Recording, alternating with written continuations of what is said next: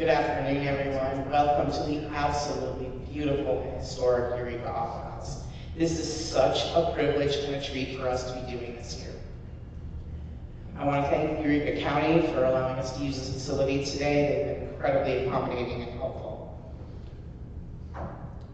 So, those of you that don't know, I'm Cynthia Mohue from the Rural Nevada Democratic Caucus. Joining me today is our chair, Devin Doan, who gets to sit up in the balcony today. That's fun for him. And as always, our lovely secretary, Marie Bledsoe.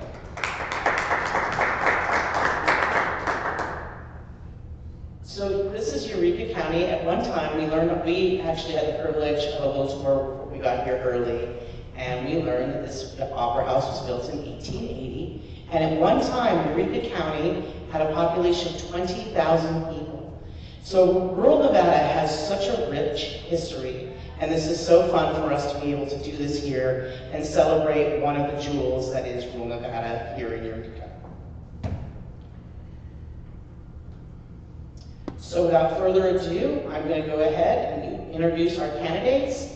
And the rules will be each candidate gets 2 minutes per question. We're going to do 5 questions today. And there is an air horn at the end, so the audience hasn't heard this before, but our candidates are familiar with it. If you hear an air horn, that means your candidate went over time.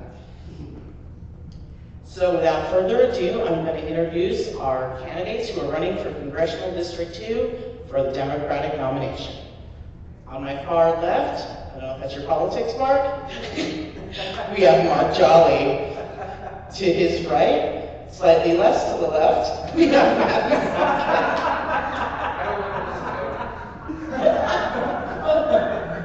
I'm joking about that. To my immediate left is Sam White. To my right, not reflecting their politics, is Gabriel Enriquez. And to his right is Josh Yerbe.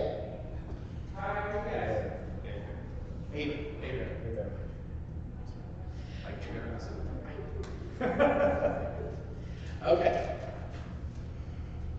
So our first question today has to do with public lands. Our current representative, Mark Amodei, introduced a bill which potentially could have sold off a significant percent of federally owned lands in Nevada. What will your approach be to federally owned public lands in the great state of Nevada? Mark, you're up first.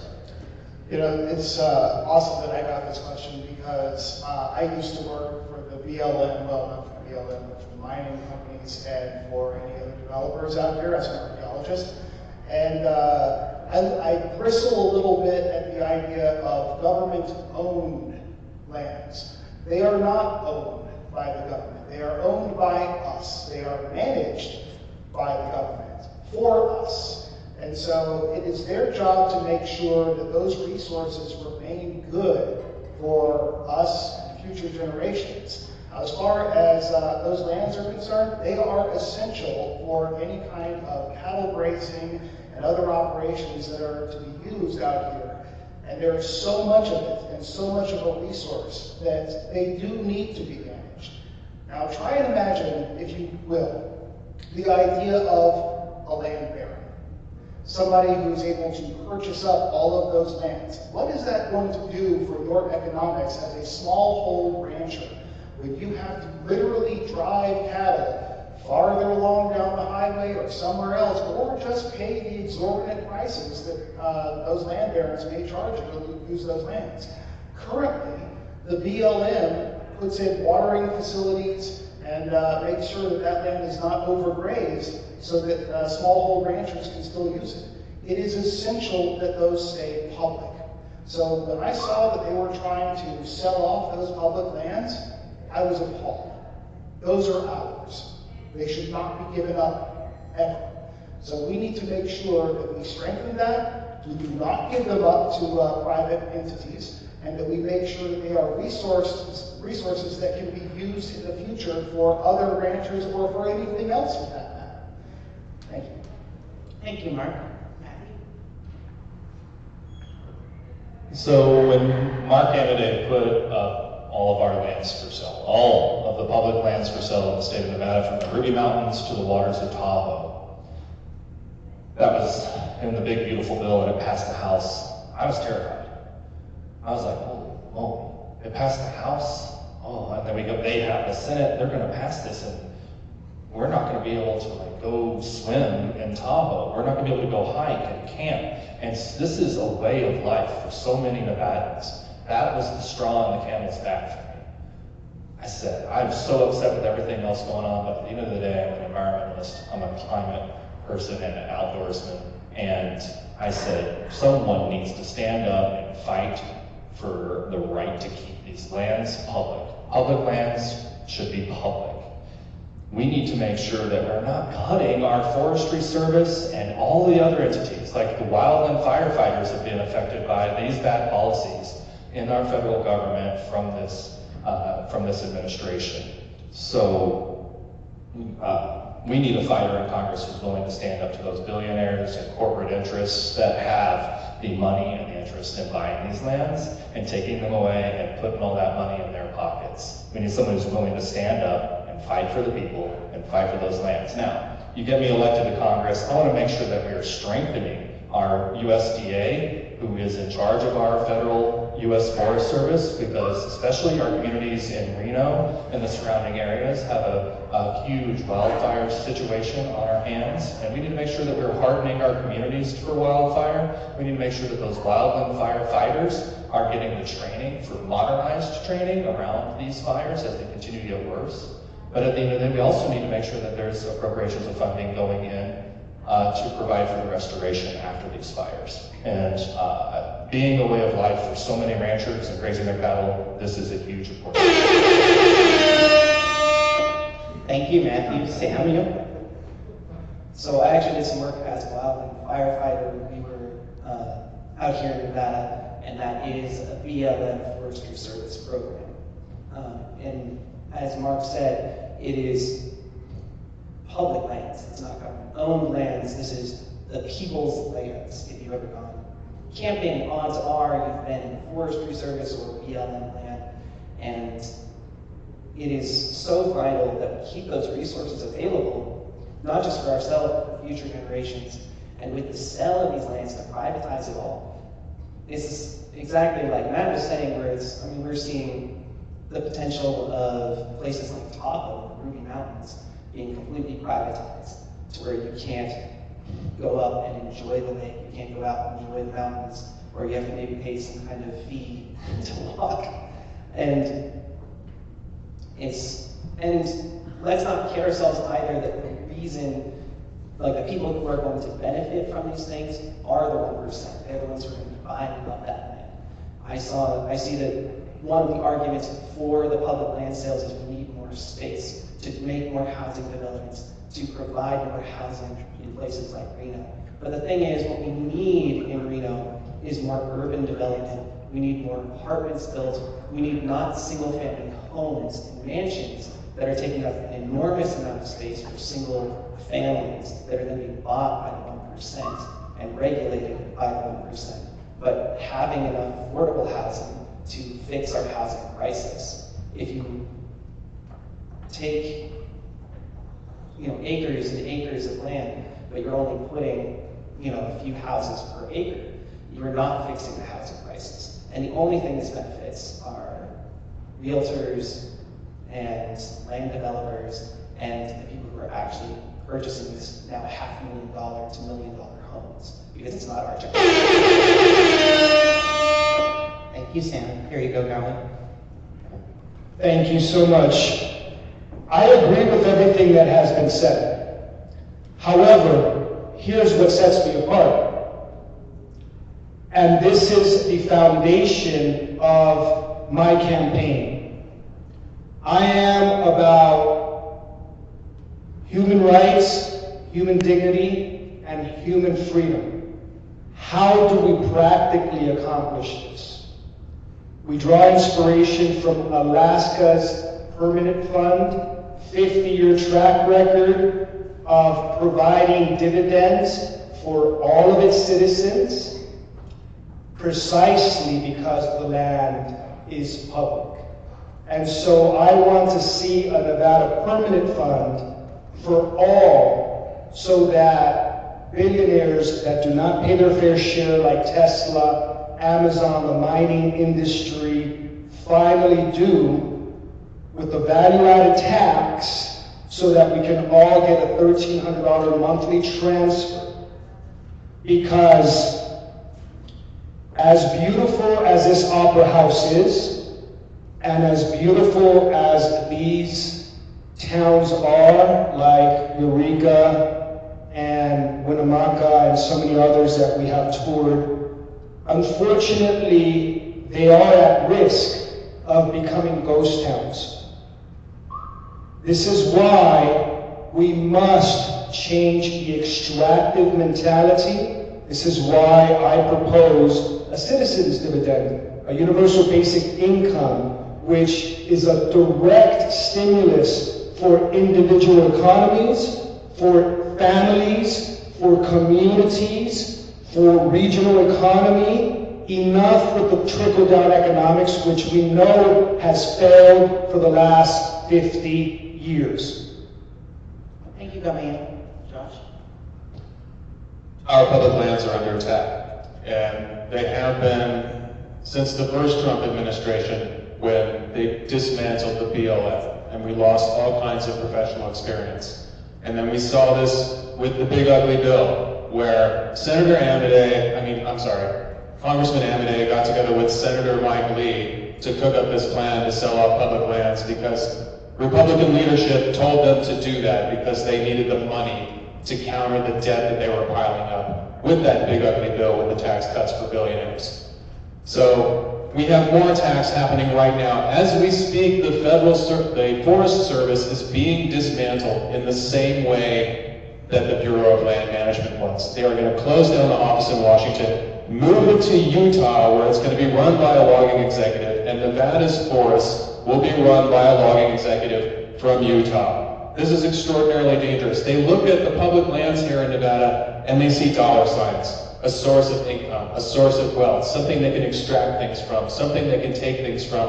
When these are a public good, these are for all of us in Nevada. These are lands that Nevadans cherish, ranchers, farmers, outdoor recreation, which hasn't been talked about enough. The outdoor recreation industry in Nevada is half again as large as the mining industry is. It's enormously important, and it's only getting more important, and it is a lifeblood of economic growth for the rural areas in Nevada, and we can't risk it with this ongoing big money attack on public lands. So as your congressperson, I will restore the BLM and the expertise that it was lost. I will work to defend the Forest Service from its illegal dismantling by the Trump regime, to make sure that our public lands can be professionally managed and cared for so that we can all enjoy them for years to come.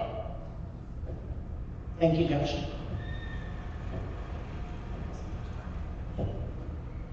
Okay, the second question today is about education. The Department of Education has been decimated under the Trump administration. Describe your primary concerns about that and what you would do to restore the Department of Education. Mark?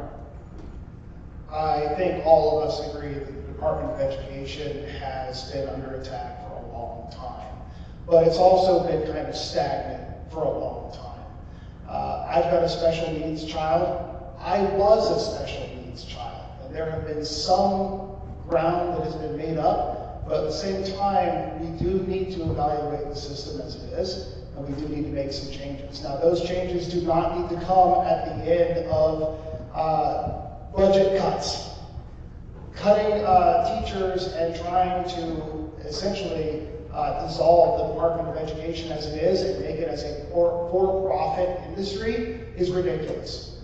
We need a public education system that is strong, but is also dynamic. We need to give people opportunities and fairness above else. And frankly, I don't like the disparity that I see in even the communities in Reno. We need to be making sure that all of these schools are treated equally, all of them have the same equal funding, all of them have access to teachers, after-school programs and the like. And what I see right now is it being allowed to wither on the vine and be opened up for all kinds of education opportunities that are basically privately held. They're not held to the same standards that we see with Department of Education, and they don't have to play by the same rules. That is a corrosive thing for the people, and we are going to see problems generationally arise from that. So, if anything, what we need to do is take a hard look at what we want in the future, try and see how we need to serve all of our communities equally, and look at what the children need going forward. Thank you, Mark. Matthew? Well, first we need to reinstate and fully fund the Department of Education. We need to make sure that we have our tax dollars funding public education, not the school choice, school voucher, private school, charter school system that they are trying to essentially get rid of and dismantle all public schools together. I'm a product of public schooling. And I believe that I have a very strong education because of that, and we need to make sure that our tax dollars are continuing to go that way. Now, there are so many issues when it comes to the children, to the students, from the students and the teachers as well, to the parents' choices and how their children are in class and in school. And so I believe that there's a lot that the Department of Education have the experts in our education system. They should be, this is why they need that funding, this is why they need to be reinstated, so that we can fix the problems that are occurring in our public education system all across the nation. Nevada is a very specific situation that has been completely defunded over years and years and years, and the money that they try to, the revenue that they try to bring in inside of our state doesn't actually end up going where it's supposed to go. It's been going to the general fund instead of going towards the schools and our public education systems. And they're also trying to find ways to circumvent our public funds to go towards private schools and charter schools. There's a lot of different maneuvers that they have to shift that money around. Now, that's why we need to shut those down and have a governor in this state who's not in the pockets of those big money private organizations that are trying to change and get rid of our public education.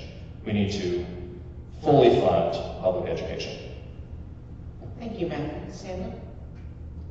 So just in regards to what Trump has done, I think there needs to be a massive overhaul once we remove Trump from office to essentially undo all of the damage that he has done and his administration has done. That includes the Department of Education.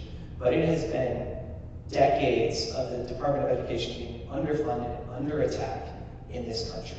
My father was a teacher. When he initially was a teacher, he was making enough to support my mom, who started her business, and they were still able to buy a house. But as time went on, he never saw much of an increase in his salary.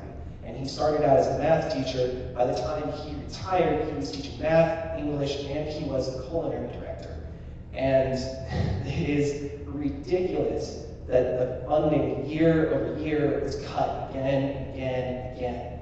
And to say the problem with our education system is that it's not privatized and that private companies and private corporations can do a better job than a publicly well-funded education system is just ludicrous. All it does is restrict access for people who can't afford those institutions. Having school vouchers just doubles the amount of money required by the state to actually fund education. It is, this is, we're talking, K through 12. This doesn't even go into higher education, which has been getting more and more and more expensive, saddling generational debt that can't be written off if you go bankrupt, that can very much harm your entire life going forward. We're seeing the average age of buying a new house is 40 years old in this last year, and that's because the generation coming up and my generation have had to spend the money they could have spent on a house. It needs to be publicly funded. Thank you, Samuel.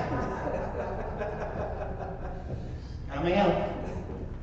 So once again, I agree with what my fellow candidates have said. However, this is what sets me apart. We must have a full understanding of the historical context that has led us to where we are today.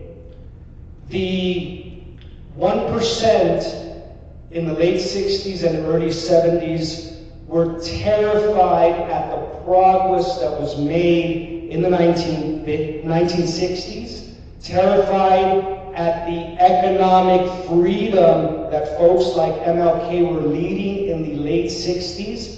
The result was the Lewis Powell memo, Supreme Court Justice in the early 70s. That was effectively the blueprint for a corporate takeover of the entire federal government. Long story short, that culminated with Project 2025. So the idea has been the deconstruction of the administrative state, including education.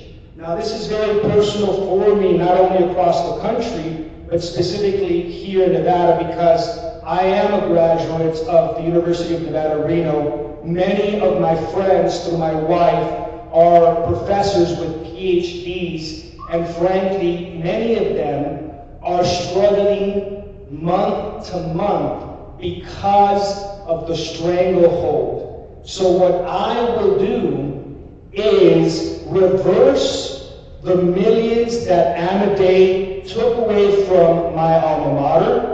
I will make sure that the will of the people is never undone again. We must move forward with universal education for all, particularly with artificial intelligence in the 21st century. Thank you, Dami. Thank you, Namael. Josh? So I want people to understand that there has been a committed group of fanatics in this country that has been trying to dismantle public education for years. And they finally got their wish with the Trump regime because it put them in positions of power, so they're finally able to carry out their goals. And dismantling the Department of Education was one of the things that they've always wanted to do. So as a congressperson, I will definitely work to restore the Department of Education.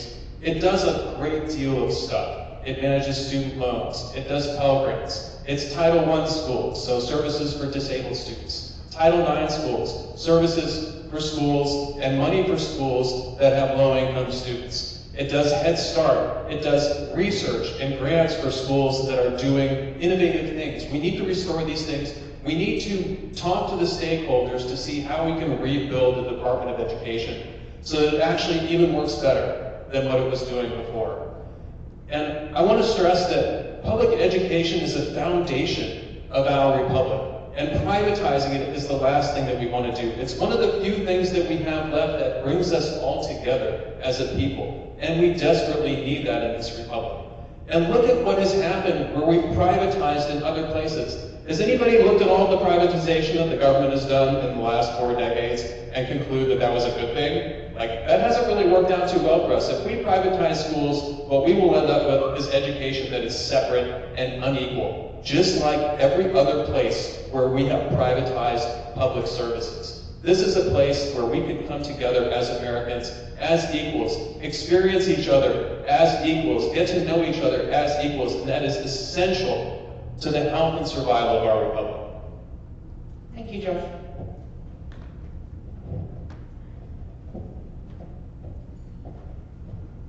Okay, our third question today is actually about something that a few of you have talked about already, Project 2025. This, in my opinion, has been the blueprint for the demise of the U.S. under the Trump administration. The question is, can you identify one aspect of Project 2025 that is currently playing out and what you think Congress can do to correct it in the next cycle once Democrats take back the House and the Senate in November?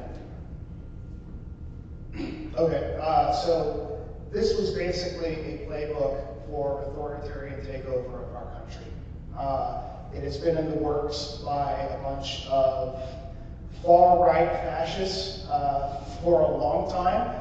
They finally got their dream guy with Trump, who is frankly a fool and is out only for himself and does not see what the long-term long-term damage is going to be from this. As far as like one thing that I can pick from, I mean, I don't know. Honestly, there's been a lot of attacks on institutions such as education, collegiate education, dismantling of different public services and institutions, firing of a whole bunch of people. DOJ was a part of that. There's so much of it that's going on that is basically trying to reform our country into the unitary executive theory, where they're trying to reestablish kingship or at least ownership by private hands what this country can be. It was never, that's what Project 2025 was, but this country was never meant to be that way. It's supposed to be by us and for us. So as far as what we need to do as Congress people, like, we need to identify this, stand up, say no, no more. And honestly, I'm not seeing that from a lot of Democrats that are in Congress right now. They need to be doing obstructionist methods as much as they can every day, all day. They need to be making deals, linking arms, and not signing off on budgets, my current senators, when the Trump administration says so. We need to be peeling all of this back and trying to get us back to rights. Thank you, Mark. Matthew? Project 2025 is the plan to privatize this nation, put all the money in the pockets of the billionaires, and lead us to an authoritarian regime, leadership, takeover of this nation. And it is the most dangerous book that we've seen in my lifetime. I don't know, in my family's lifetime. I don't think we've ever seen anything this dangerous come in this country since Andrew Jackson was president.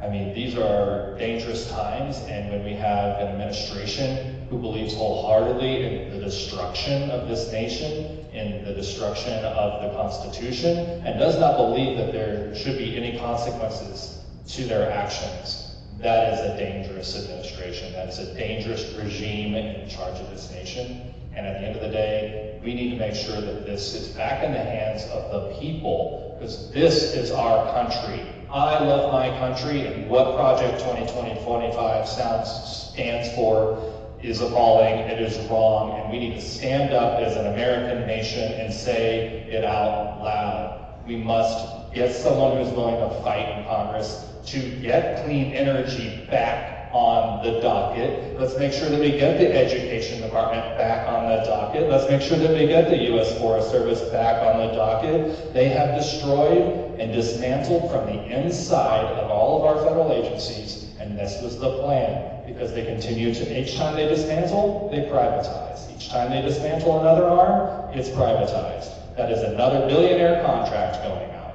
It must be shut down, and we can do that by subpoenas, public hearings, and make sure that this administration is held accountable by the American people. Thank you, Matthew. Tammy? So Project 2025 is being enacted by the Trump administration. But what we are seeing is complicity in Congress. Congress is complicit in the destruction of our democracy. That's why I'm here. I'm sure that's why a lot of us are here, trying to be a voice for the people instead of these private corporations who are funding Project 2025. As Matt said, the goal is to privatize the whole of the United States, and they don't care how they do it. If that's through Christo-fascists, if that's through crypto-fascists, if that's just, they're going to use any method they can because they want to own everything. And that is a huge reason why we need to be fighting against the 1% and this entire wealth inequality and wealth gap that we are seeing across the United States. One of the best things we can do as public servants is to be pushing for a tax on wealth. Instead of taxing work, we tax the wealth that these corporations and these individuals and billionaires have accumulated. In the last 50 years, $80 trillion of wealth has transferred from 90% of Americans to 19 people. And we need to make sure that that wealth transfer stops and hopefully reverses. And that wealth is not their paychecks. It is the homes that we can't now afford. It is the businesses we can't afford. These are our properties, our lands, our homes that are being co-opted by these billionaires. And they're going to do it in any means possible. And one of the best ways for them currently is to dismantle our democracy.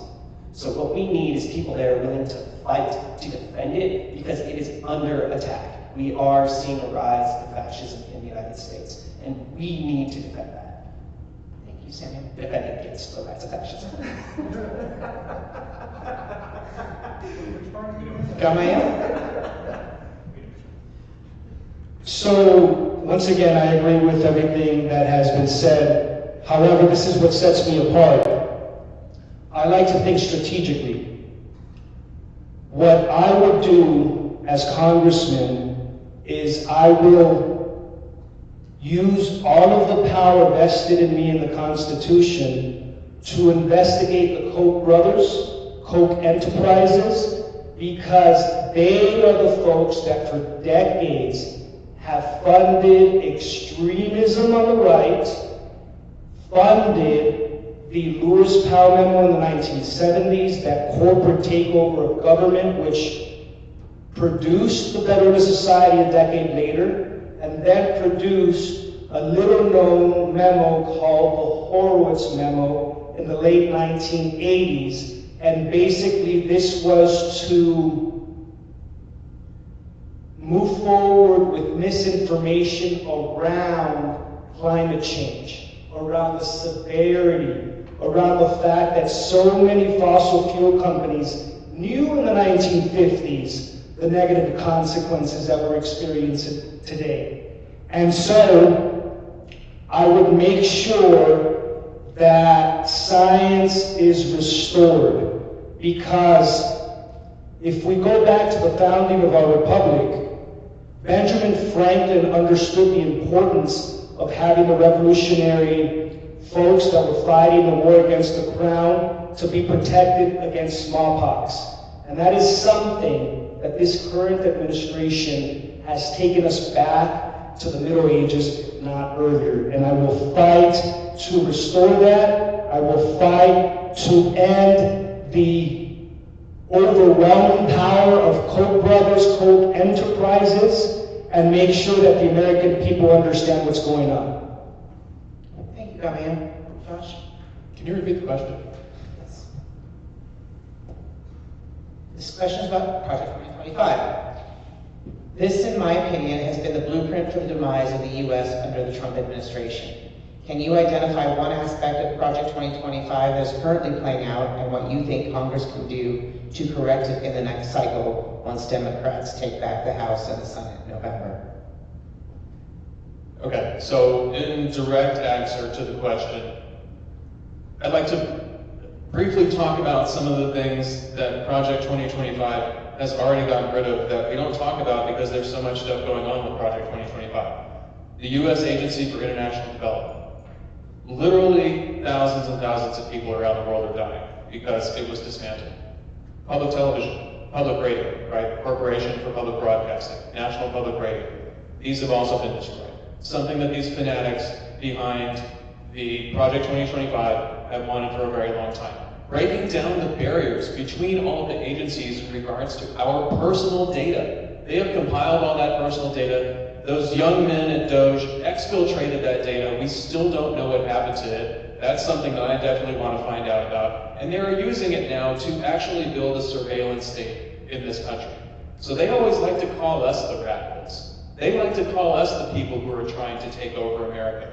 But Project 2025 is literally a plan to shape the government in their image and make sure that they hold power forever. That is their goal. So this whole idea of deconstructing the administrative state is about getting rid of independent places of power where we have people in the government who are there to serve us, the people, and replacing them with political appointees and politicizing all of these agencies, removing the civil service protections so that all power can be concentrated in one person. And all of the people behind that person, like the political appointees like Russell Vogt, who put together Project 2025, people like Stephen Miller, who want to use this executive power in order to do whatever they want. So as a congressperson, I will be working to expose these things, to make sure that we investigate exactly what has been done, to find out where all of the money is going. They pulled all of this money back, we still don't know what happened to all of it.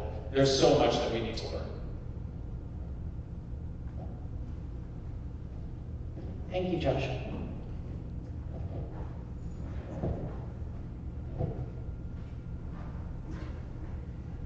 Okay, our next two questions, since we're having 5 today, are going to be about the patriarchy.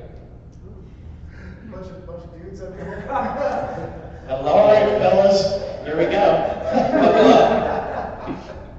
I get to ask the question now.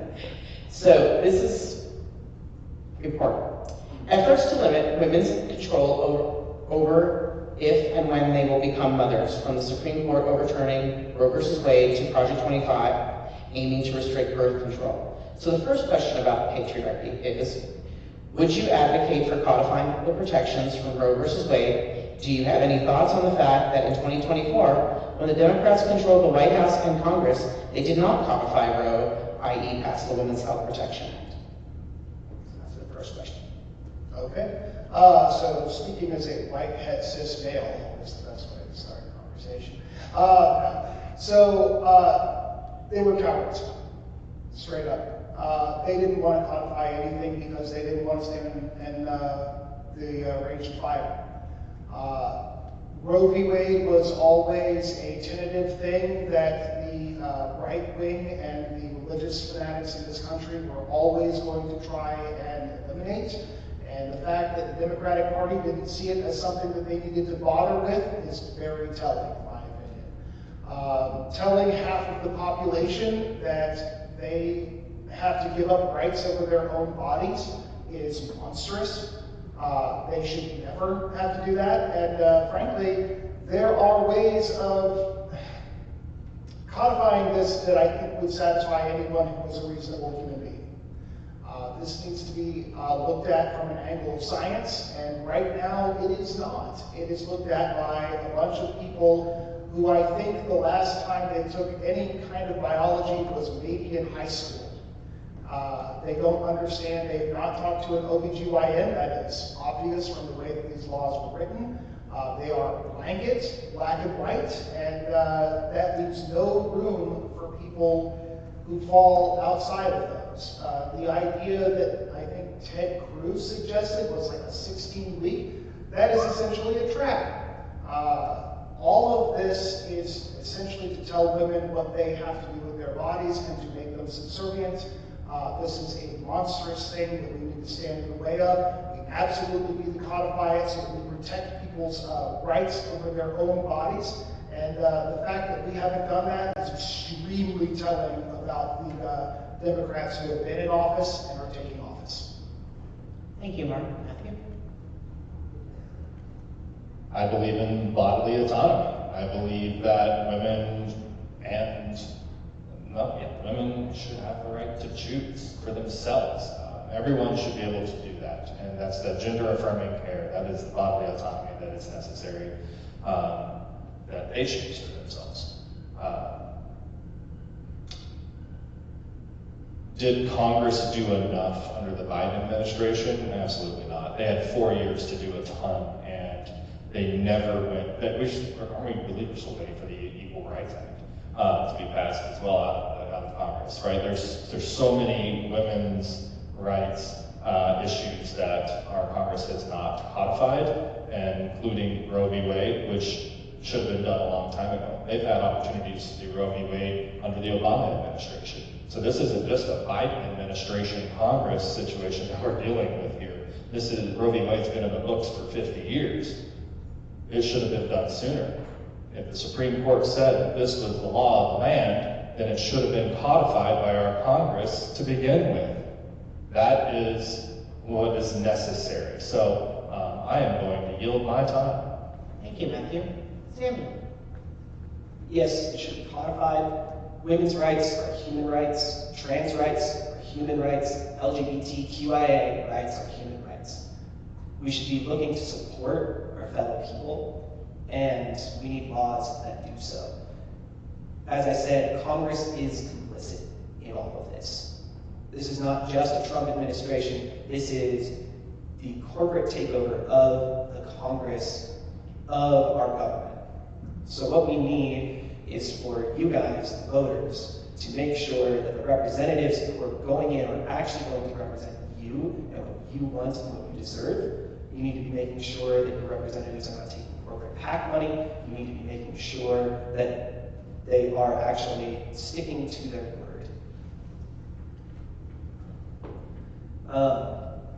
I think that just about says it all. Thank you, Samuel. Oh, man. Thank you.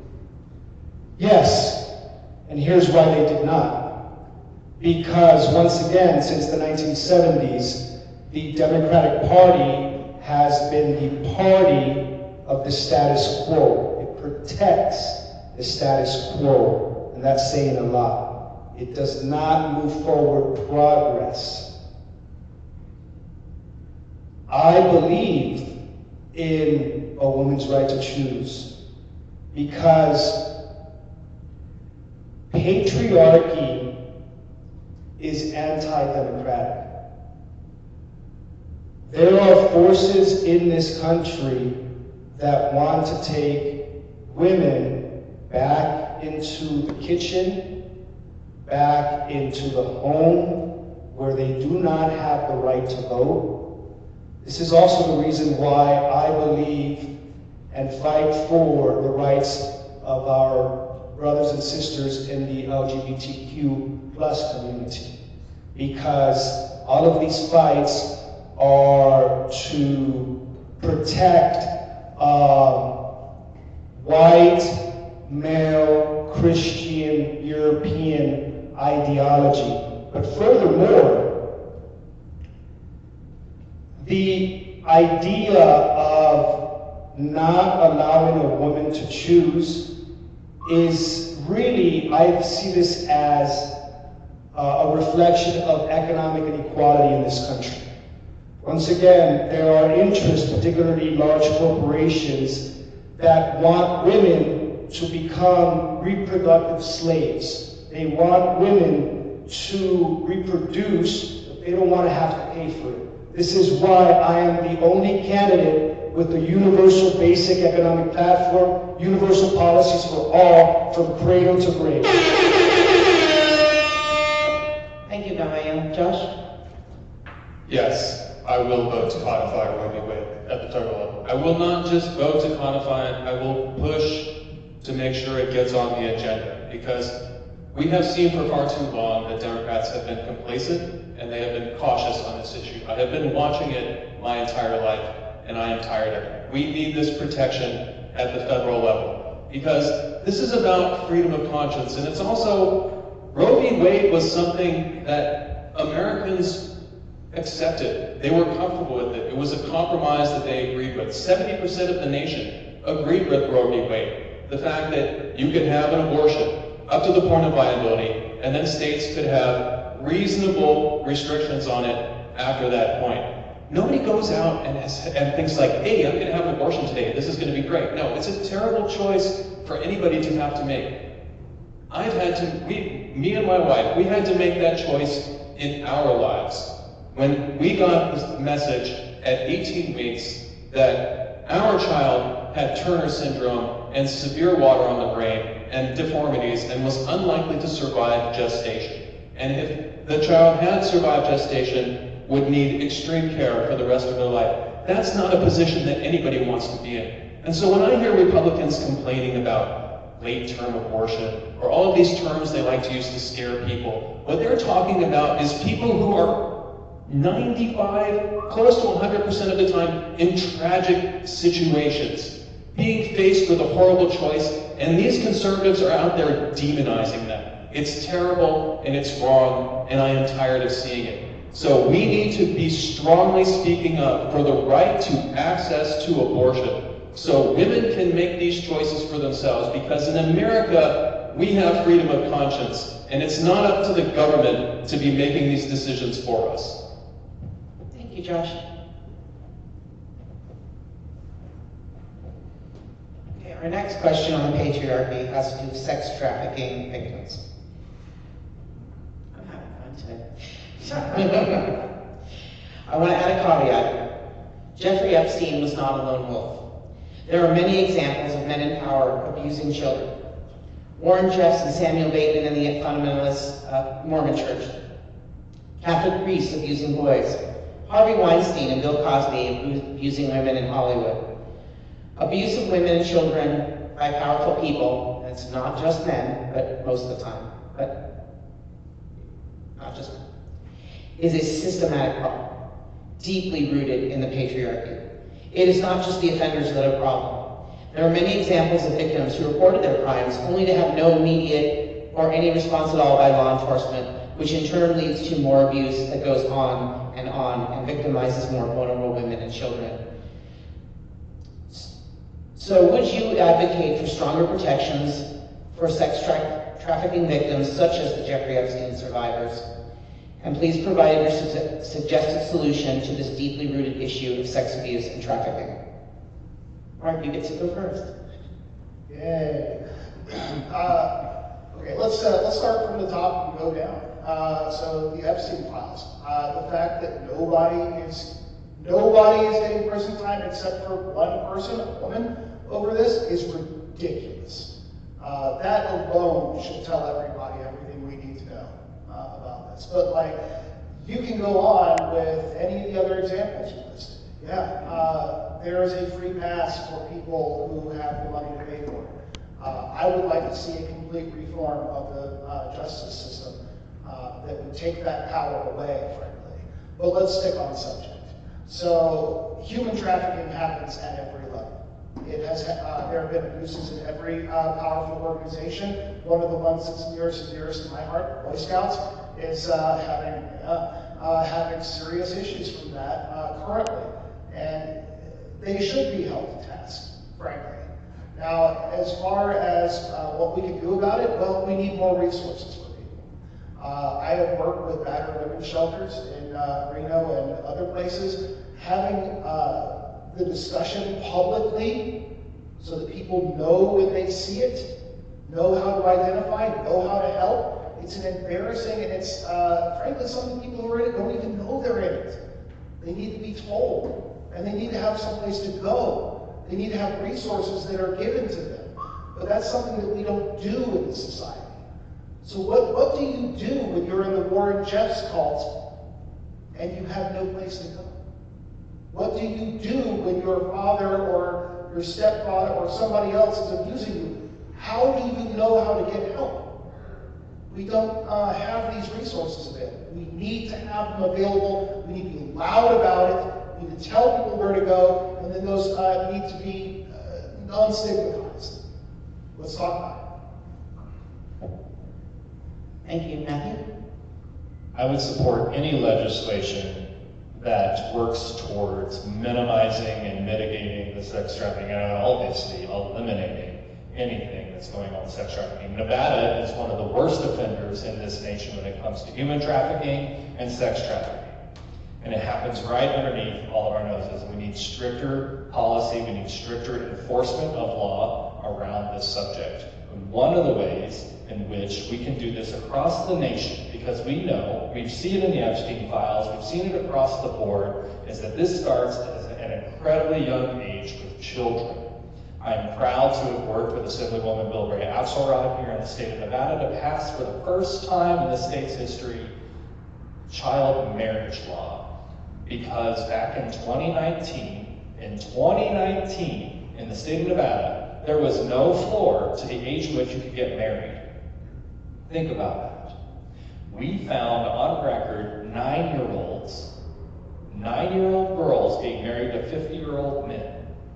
And it went on from there. 9, 11, 13, 14 years old, and this was not hit and miss. There were records for 50 years of this happening, all the way back that we could find, and very recent, all the way into 2018 and 19. I'm proud that we were able to pass that law in in this state, and there are many other states across this nation that have not passed that law, that have no floor to the age in which you can get married. This is the first way they're able to start with sex trafficking, and we need to make sure we start legislating from a federal level to stop it at its core. Thank you, Matthew. Samuel? So one of the best things we could do would be to prosecute the administration, which currently is in the Epstein files. The DOJ has explicitly, illegally withheld information in the Epstein files, while simultaneously illegally releasing names of the victims within it.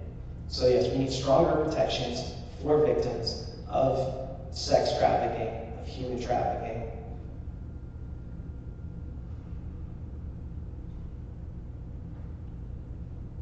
And I think a lot of this too comes down to lack of education.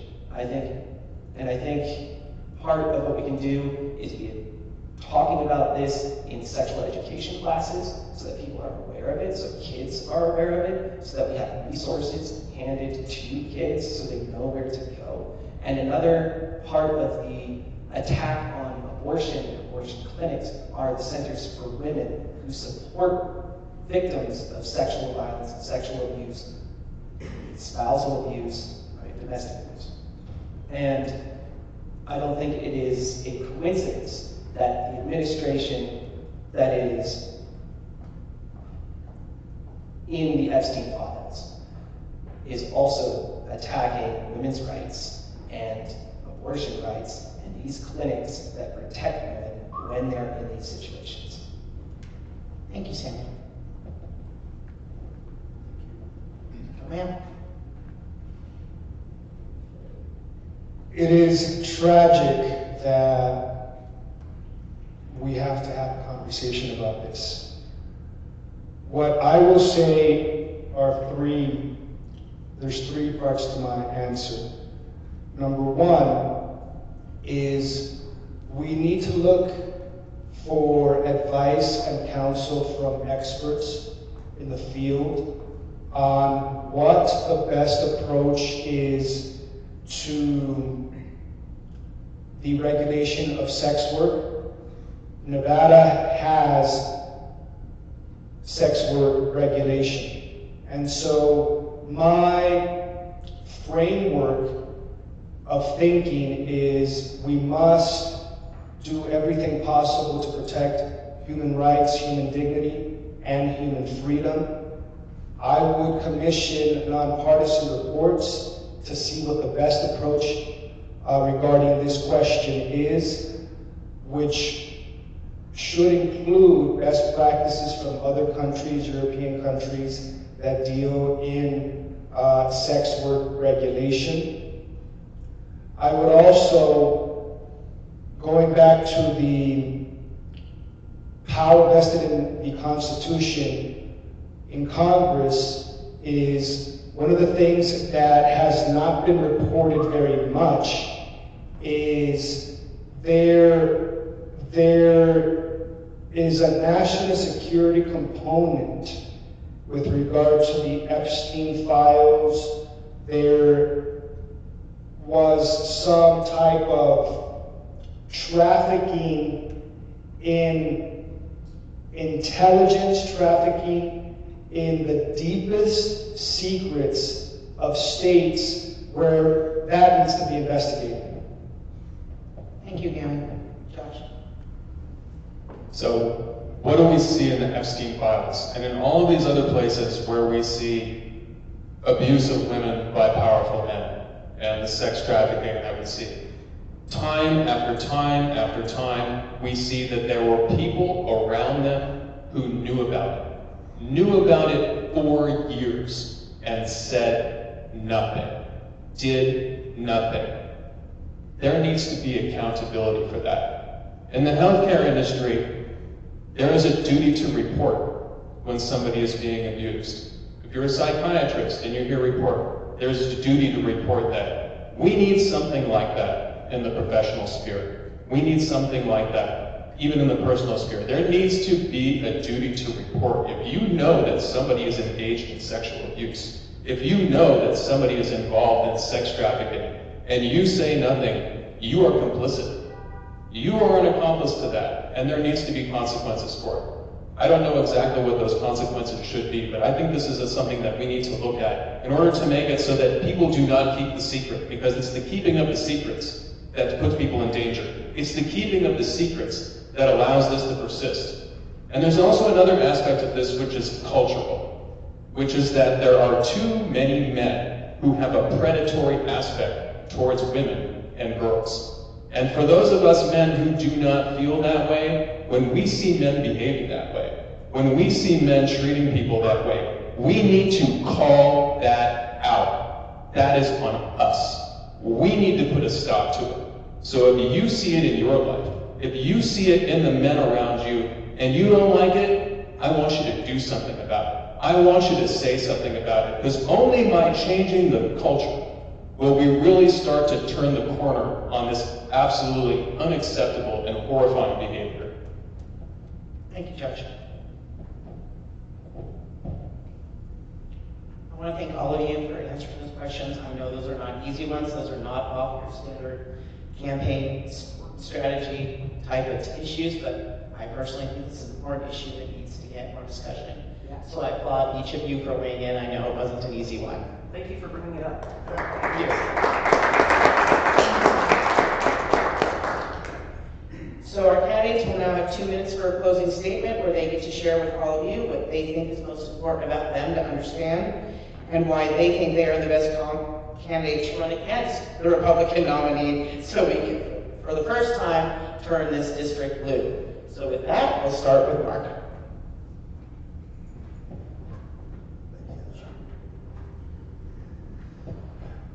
Well, I've gotten bored talking about myself, so as with the last few days, I'm just going to go wild card. So again, former archaeologist, current small business owner. I've won every debate I've had alone in the car.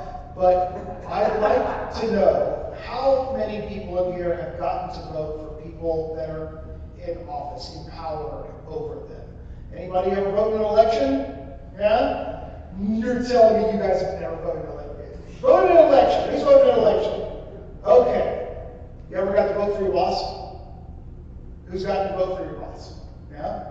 Okay. Most of us don't get that opportunity, right? But I would argue that your boss has more control over you directly than even the people in Washington. Day to day, you are reliant on that person for your health care, for the livelihood of your family, for the place that you live in, for the food that you eat. That's a lot of power, isn't it? Now, in our country, when you sign on with a business, when you get a job someplace, you have to accept the terms of that job. But if you work for a union, you get some say. I would advocate that we need to have unions mandatory in any business over a certain threshold. And that threshold should be pretty freaking low, honestly. The larger that business grows, the more the union representation has to be. They need a seat at the table. This is already something that is happening in Germany and some other places around the world, and it is leading to nothing but good results. Now, think about someplace like Walmart, like Amazon. What would those people's day-to-day look like if they actually got to vote for how much Jeff Bezos got to make and how much they got to make? That would look like a pretty different America, right? Go unions. Thank you, Mark. Matthew. Hello everyone, Matthew Fonten.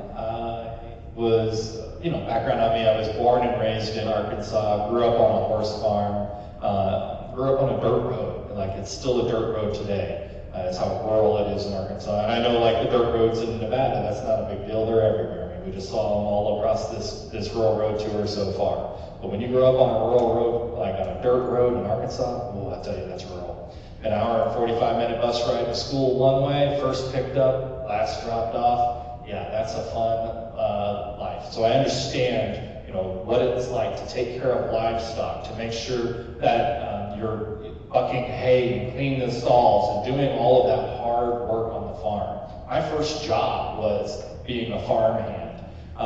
outside of our own work on our own farm. I was a farmhand at 14 years old on a neighboring farm and doing their same work that we did on ours, bucking hay, cleaning stalls, brushing and cleaning the horses, and continually, like, that's the work that I grew up in. My mom and dad were letter carriers in Little Rock, and so I grew up working class, I grew up union. My entire family, that everyone I know is union nurses, they're union letter carriers, they're union railroad workers. I grew up that style working class. We fought and worked for everything we had, and it was about taking care of each other.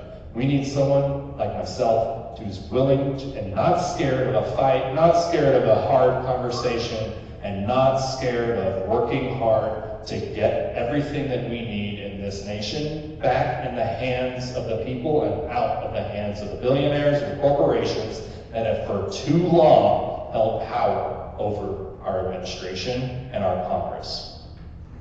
Thank you, Matthew. Samuel. I missed the paper. That's okay. Sorry, I got you. Sorry. So, my name is Samuel White.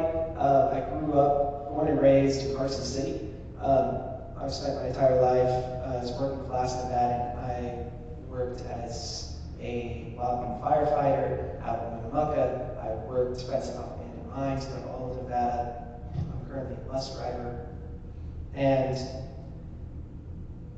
we are constantly seeing a situation where people like me and my friends and my family and the generation behind us are unable to afford to live in this state. They're unable to afford to make any kind of decent living. And I have to ask myself, why? Why am I not seeing the opportunities that my parents had?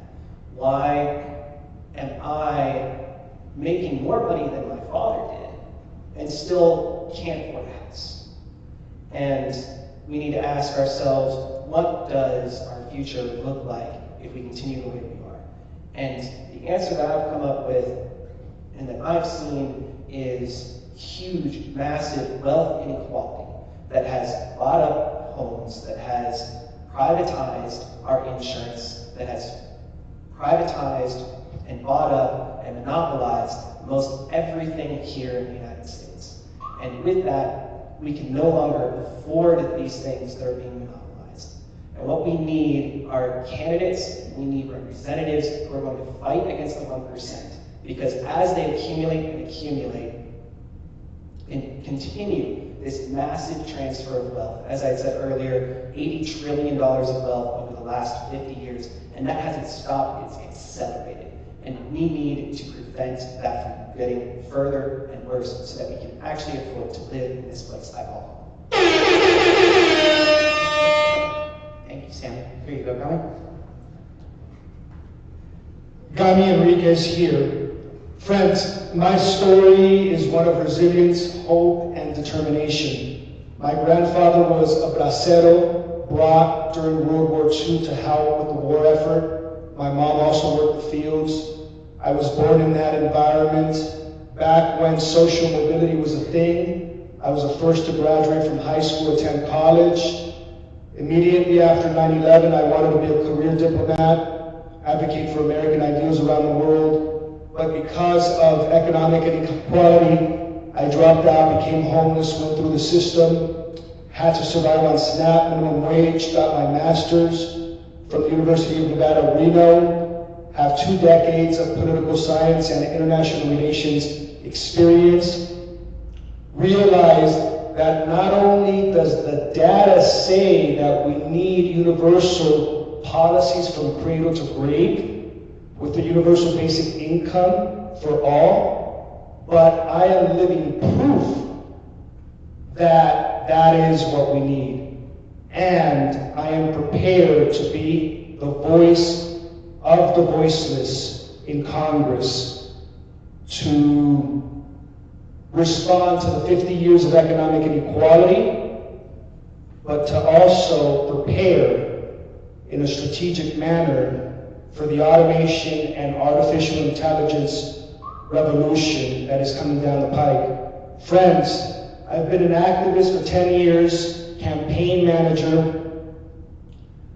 I have a strategic vision of seeing a political window opening in 2024, which is why I volunteered for the Greg Kidd campaign. That same strategic thinking is what has led me to conclude that universal policies are the path for victory, not only for the primary, but for the general election as well. Thank you, Gary. Josh. Hi, my name's Josh Hebert. That's spelled Hebert, pronounced Hebert. And I was born in Reno to Nevada parents, but I haven't lived here for very long and just moved back recently, so please don't hate me. But I am here to stay. I've loved Nevada. I have always loved Nevada. You're not going to be able to get rid of me. So I have done a lot of things. I got a PhD in physics. I've trained AI. I've worked in the film industry on crews. I have driven real change through large organizations. For example, I was a leader in the effort to completely change the way that introductory physics was taught at the University of Texas at Austin. And the reason that I am running in this race is that I love this country and I hate the position that we are in right now. And I've been feeling this way for a long time. I started coming up with my plan to run for Congress years ago.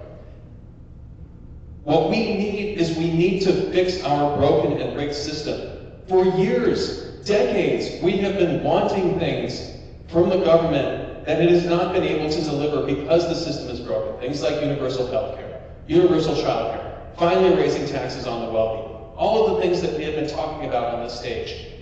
And we have not been able to get those things. And the biggest thing we need to do to fix the system is we have to get big money out, because it's just getting bigger. And if we don't get started on this battle right now, big money is going to take over. Tell me it's not happening already. So I am proposing a constitutional amendment called the Ban Big Money Amendment that is not a symbolic gesture. It's meant to be the centerpiece of a strategic plan to inspire people to become single-issue voters on this issue. We need to turn this into a popular movement. So again, I am encouraging everybody here, please embrace the Ban Big Money Amendment. It does much more than overturn Citizens United. And if everybody in this room got behind it, because it doesn't have to be me, that would launch this into political space and help get this movement started, because it's a long-term project. Thank you, Josh. Well, I want to thank our 5 candidates that managed to make it. We are here on day 5 of our road tour. It's been really fun and really tiring, so I applaud everyone that's still hanging in there with us in beautiful Eureka, Nevada. So with that, I will adjourn today, and I will look forward to seeing all of you in Yerington on May 1st. Enjoy your breaks. And again, thanks a lot, and great job to all our candidates, and we'll see you shortly.